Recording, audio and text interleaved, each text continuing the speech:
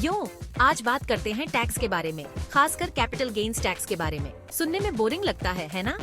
अरे ये आपके पैसे की बात है तो ध्यान से सुनो। मान लो आपने एक पुराना पोस्टर 10,000 रुपए में खरीदा और अब सबको वैसा ही पोस्टर चाहिए।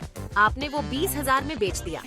मुनाफा, वो जो 10,000 का फायदा हुआ वो है कैपिटल गेन। और पता है क्या, सरकार उसमें से अपना हिस्सा भी चाहती है। यहीं पर आता है कैपिटल गेन्स टैक्स। सीधे शब्दों में कहें तो ये उस फायदे पर टैक्स है जो आपको किसी चीज को खरीदने से ज्यादा दाम पर बेचने से होता है। आसान है ना? चिंता मत करो, ऐसा नहीं है कि सरकार आपकी पूरी कमाई ले लेती है। अलग अलग रेट और नियम होते हैं जो इस पर निर्भर करते हैं कि आपने क्या बेचा और कितने समय तक अपने पास रखा। लेकिन ये तो अगले भाग की कहानी है, बने रहिए। चलो अब समझते हैं इस शॉर्ट टर्म और लॉन्ग टर्म कैपिटल गेन्स के चक्कर को। ये बिल्कुल ऐसा है जैसे एक छोटा सा अफेयर और एक लंबा रिश्ता। फर्क सिर्फ इतना है कि ये आपके इन्वेस्टमेंट्स के साथ है। शॉर्ट टर्म कैपिटल गेन्स उस छोटे से अफेयर की तरह होते हैं, दिलचस्प पर थोड़े समय के लिए। आप कुछ खरीदते हैं, जल्दी ही बेच देते हैं, इंडिया में आमतौर पर 1 साल के अंदर, और बस आपके हाथ लग गया शॉर्ट टर्म कैपिटल गेन। दूसरी तरफ लॉन्ग टर्म कैपिटल गेन्स उस मजबूत लंबे रिश्ते की तरह होते हैं। आप किसी चीज को लंबे समय तक अपने पास रखते हैं, इंडिया में 1 साल से ज्यादा, और फिर उसे बेचने का फैसला करते हैं। ये हुआ लॉन्ग टर्म कैपिटल गेन। फर्क क्या पड़ता है? देखो, टैक्स वाला इन दोनों के साथ अलग तरह से पेश आता है। शॉर्ट टर्म गेन्स पर आमतौर पर आपके नियमित इनकम टैक्स के हिसाब से टैक्स लगता है। लॉन्ग टर्म गेन्स पर ज्यादातर छूट मिल जाती है और टैक्स कम लगता है। तो जितने ज्यादा समय तक आप किसी चीज को अपने पास रखते हैं, आपके मुनाफे पर उतना ही कम टैक्स लगता है। थोड़ा सब्र रखो मेरे दोस्त, सब्र। तो आप किन चीजों पर कैपिटल गेन्स कमा सकते हैं? आसान भाषा में कहें तो आप जो चीज सस्ते में खरीदकर महंगे में बेच सकें, जैसे शेयर, कंपनियों के वो छोटे छोटे हिस्से जिन्हें आप खरीद या बेच सकते हैं। अगर आप एक शेयर 100 रुपए में खरीदते हैं और उसे 150 रुपए में बेचते हैं, तो आपको 50 रुपए का कैपिटल गेन हुआ। लेकिन सिर्फ शेयर ही नहीं, प्रॉपर्टी भी इसमें शामिल है। कुछ साल पहले 50 लाख में फ्लैट खरीदा और अब 75 लाख में बेच रहे हैं। बधाई हो, आपको 25 लाख का कैपिटल गेन हुआ है। कुछ और चीजें जिन पर कैपिटल गेन्स टैक्स लगता है वो हैं म्यूचुअल फंड्स, बॉन्ड्स, सोना, कलाकृतियाँ और पुरानी कॉमिक्स। सीधे शब्दों में कहें तो अगर आप कोई चीज खरीद सकते हैं, उसे मुनाफे पर बेच सकते हैं, और वो आपकी रोजाना की जरूरत की चीज नहीं है, तो हो सकता है कि उस पर कैपिटल गेन्स टैक्स लगे। अब आप सोच रहे होंगे कि तन्मय, ये सब तो अमीर लोगों की प्रॉब्लम है। मैं तो अपनी तनख्वाह पर गुजारा करने की कोशिश कर रहा हूँ। जरा सोचो, कैपिटल गेन्स टैक्स किसी को भी प्रभावित कर सकता है, भले ही आप खुद को निवेशक न माने। मान लीजिए आपको अपने दादाजी से कुछ शेयर मिले हैं। आप उन्हें बेचने का फैसला करते हैं क्योंकि आपको पैसे की जरूरत है। अंदाजा लगाइए, आपने कैपिटल गेन्स टैक्स की दुनिया में कदम रख दिया। या हो सकता है कि आप अपना पहला घर बेच रहे हों ताकि एक बड़ा घर खरीद सकें। बिक्री पर आपको जो मुनाफा होगा, जी हाँ, कैपिटल गेन्स टैक्स उसका भी एक हिस्सा चाहता है।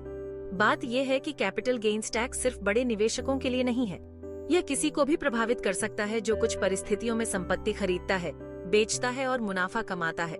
इसलिए बुनियादी बातों को समझना जरूरी है, भले ही आप करोड़ों में न खेल रहे हों।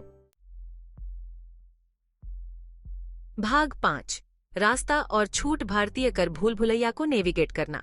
देखिए, भारतीय कर प्रणाली एक बॉलीवुड फिल्म की तरह है, भरी हुई मोड़, घुमाव और आश्चर्यजनक चीजों से।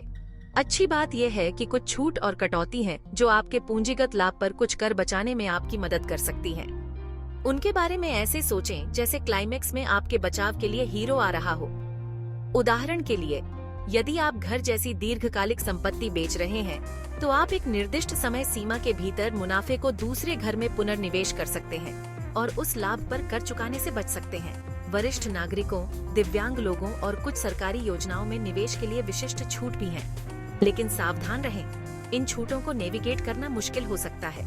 यह ऐसा है जैसे भीड़ भाड़ वाले चांदनी चौक बाजार से अपना रास्ता खोजना। आपको मदद के लिए एक गाइड की आवश्यकता हो सकती है, पर हम एक अच्छा कर सलाहकार।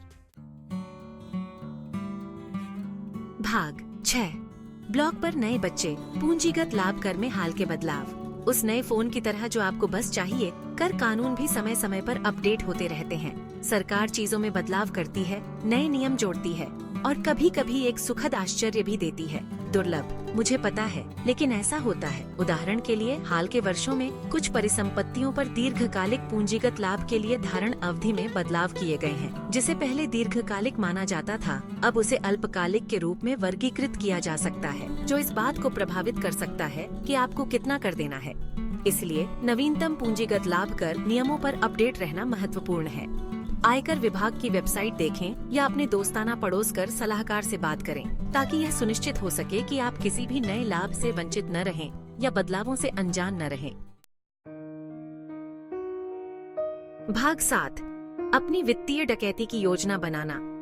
पूंजीगत लाभ कर को समझना क्यों महत्वपूर्ण है। ठीक है, मजाक बहुत हुआ, अब थोड़ा गंभीर हो जाते हैं। पूंजीगत लाभ कर को समझना उन सभी लोगों के लिए महत्वपूर्ण है जो स्मार्ट वित्तीय निर्णय लेना चाहते हैं।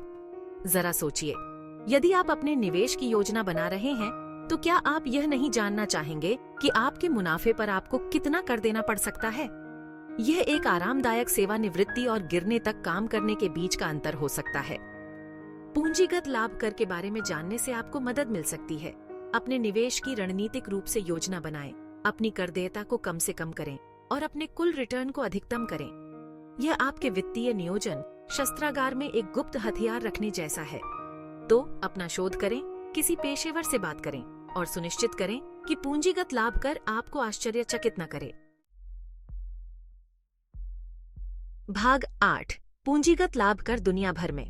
मानो या न मानो, भारत एकमात्र ऐसा देश नहीं है जो आपके निवेश लाभ का एक हिस्सा लेता है। पूंजीगत लाभ कर दुनिया भर में विभिन्न रूपों में मौजूद है। कुछ देशों जैसे संयुक्त राज्य अमेरिका में भारत के समान अल्पकालिक और दीर्घकालिक लाभ के लिए अलग अलग दरें हैं। अन्य जैसे कनाडा धारण अवधि की परवाह किए बिना एक समान दर पर पूंजीगत लाभ पर कर लगाते हैं। दरें और नियम काफी भिन्न हो सकते हैं, इसलिए यदि आप वैश्विक स्तर पर निवेश कर रहे हैं, तो प्रत्येक देश में विशिष्ट पूंजीगत लाभ कर के निहितार्थों को समझना आवश्यक है। इसे यात्रा से पहले स्थानीय रीति रिवाजों को सीखने के रूप में सोचें। आप गलती से किसी को नाराज नहीं करना चाहते हैं या आपको जरूरत से ज्यादा कर नहीं देना चाहते हैं। भाग 9, निष्कर्ष। पूंजीगत लाभ कर उतना डरावना नहीं जितना लगता है। तो यह रहा संक्षेप में पूंजीगत लाभ कर। यह पहले तो डरावना लग सकता है, लेकिन मेरा विश्वास करो, यह उतना जटिल नहीं है जितना लगता है। मुख्य बात, खुद को शिक्षित करें, नियमों से अपडेट रहें और जरूरत पड़ने पर कर पेशेवर से मदद लेने से न घबराएं। याद रखें, पूंजीगत लाभ कर को समझना एक अच्छे मजाक के पंचलाइन को समझने जैसा है। यह पूरे अनुभव को अधिक मनोरंजक बनाता है या कम से कम दर्दनाक। तो आगे बढ़ो, समझदारी से निवेश करो और आपका पूंजीगत लाभ ज्यादा हो और कर देयता कम हो।